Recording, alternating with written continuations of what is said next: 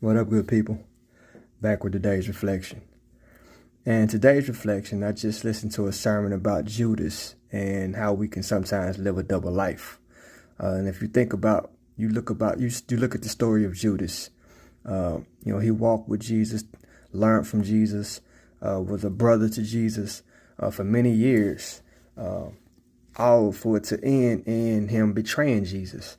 And so, I got to thinking, like, how many of us are walking with, talking with, fellowshipping with, sleeping with, how many of us work for or work with our own form of Judas. And, just thinking about that, it's like, you just never know, because the disciples walked with Jesus just like Judas, and none of them had an inkling that Judas would be the one. Even in the last days when Jesus had said, hey, one of y'all gonna betray me. None of them say, oh, I think it's Judas. You already know.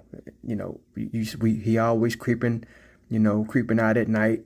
He keep to himself. He's sneaky. Yeah, it's got to be Judas. Nobody knew.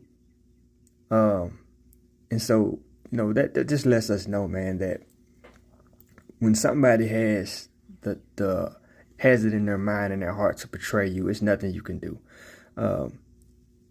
Jesus loved Judas. The same way he loved John, the same way he loved Peter, the same way he loved Simon, the same way he loved Andrew. Like, he loved Judas in the same way, in the same manner. He didn't have favorites. Yes, he did have a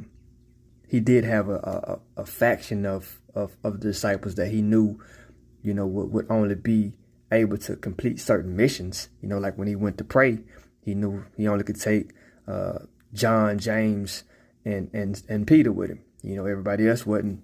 That's not y'all lane. He trusted Judas with the money. Judas was the money man. He made sure, everybody was taken care of financially.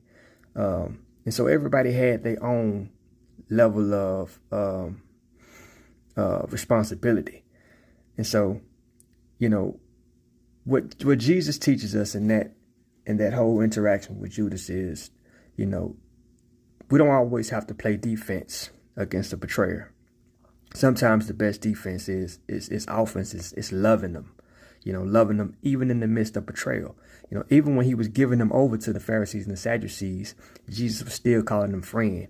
He was still talking to him like he loved him, like a brother. And so much so that afterwards, Judas took his own life. He couldn't even enjoy the fruits of his labor of betrayal.